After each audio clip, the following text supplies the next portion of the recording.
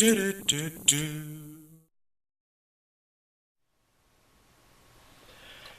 World Warriors, I'm Brian CrowMn for A CrowMn Review, and this is Tomb Raider, Collector's Edition.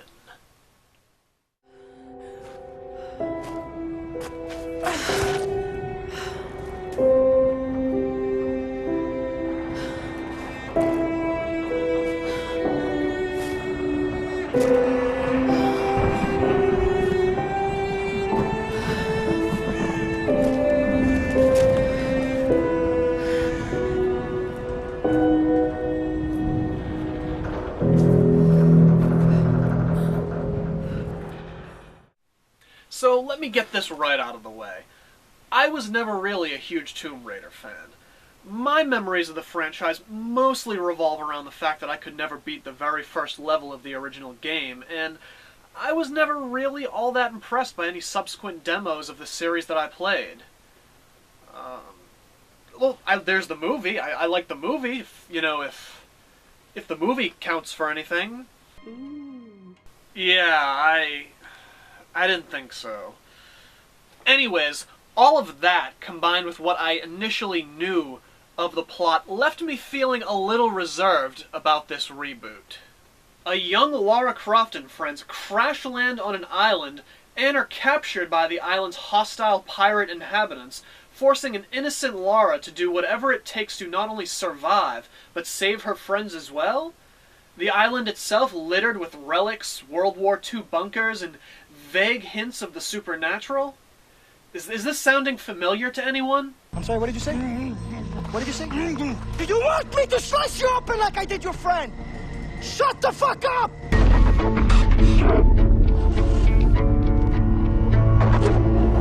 So Far Cry 3 might have gotten the jump on the basic plot, but you know what? Far Cry 3 doesn't nearly come as close to capturing the tone or the atmosphere as Tomb Raider does.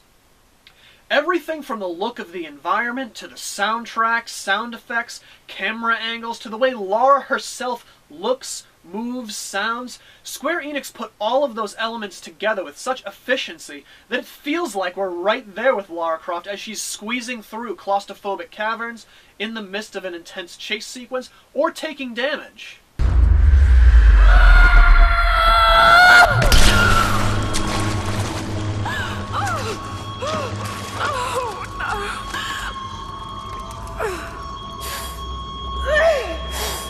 But what about gameplay? Yes! Yes! Yeah, Tomb Raider plays great. Easy to learn, easy to remember. I never had to fight with the camera controls. Square kept everything extremely simple. You use XP to level up Lara with new skills and collect loot to upgrade her equipment and weapons. She wields a limited but effective inventory to utilize. Pistol, SMG, shotgun, but what you'll find yourself using most often are the rather low-tech pry axe for melee, and of course, the bow and arrow.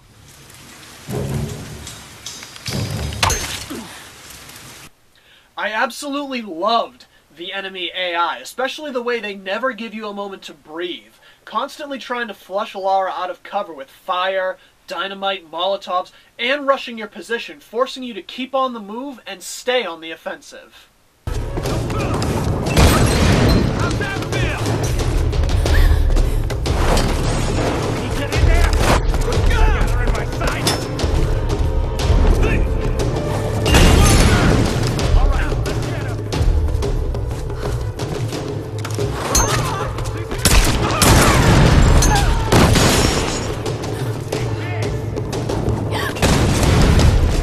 There is one complaint on my end. It's that there could have been more puzzles, or longer puzzles, or at least more difficult puzzles, because the actual tomb raiding that you do in the game is absolutely phenomenal, and this game could have benefited from having a lot more of that.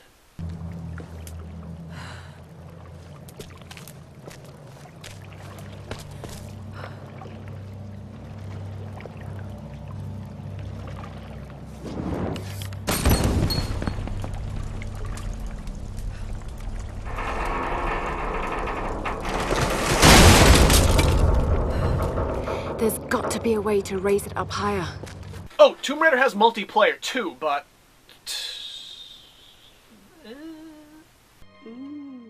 yeah, so... anyways, that's enough on the game itself. We still have a whole collector's edition to check out, so let's get right into that. The collector's edition of Tomb Raider comes packaged together in a nice-looking survival tin from the ship Lara and her crew were on, the Endurance.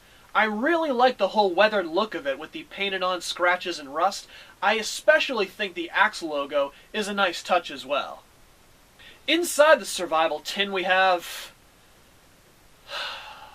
well, this is a collector's edition, so there's your patches. Icons of Lara's axe, instincts, and fire arrows. Again, I'm really not all that impressed by patches in collector's editions. Tomb Raider is no exception. But you know what I always get psyched about seeing in collector's editions? Soundtracks! You get 10 scored tracks from this game on CD. Composed by Jason Graves, the guy that does the music for Dead Space, and he really went all out on this game, putting together some amazing ambient music that helped make this Tomb Raider reboot the masterpiece that it is. A very welcome addition to this collector's edition. I give it a thumbs up. You also get a double-sided poster, one side featuring Lara, the other side a map of the island highlighting the various tombs. Nothing all that great. Something to get extremely excited about, though, is the lithograph of Lara ready to fire off a fire arrow, painted by Brennick Adams. If you really like this piece of gaming art, I highly suggest you check out his website, brennick.com. I'll link it for you below. It has even more great paintings of sci-fi, fantasy, and Christopher Walken as a priest. I'm not even joking about that last one. Christopher Walken as a priest. This collection does come with DLC, a weapon pack, but it's just for multiplayer, so that's kind of disappointing. But if you do decide to actually use it, the code unlocks a few of Agent 47's weapons from the Hitman Absolution game. Anyways, last up, the main event. You get early access to the Lara Croft action figure by PlayArts. This thing isn't even out yet, not until June of this year, and valued at $65 retail on Tomb Raider's official web store, it is an incredible deal if you're interested at all in high-quality action figures.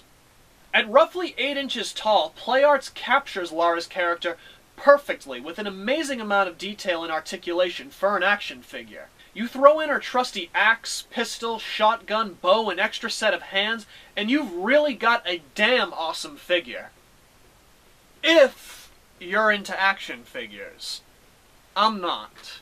I'll take a good resin statue or a mini any day of the week, but I can at least admit, top-notch work from PlayArts. So with that said, final thoughts. Oh my god, yes, yes, and just so you guys understand that I'm not fucking around here, Yes!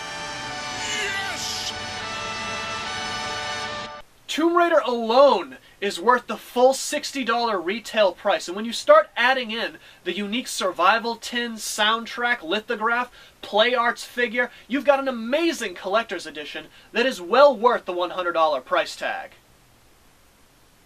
I'm Brian CrowMn for A CrowMn Review, and hey, while you're here, why not hit me with a little 4-hit combo? Like, comment, share, subscribe, or say hello and leave your thoughts on Twitter at Brian CrowMn.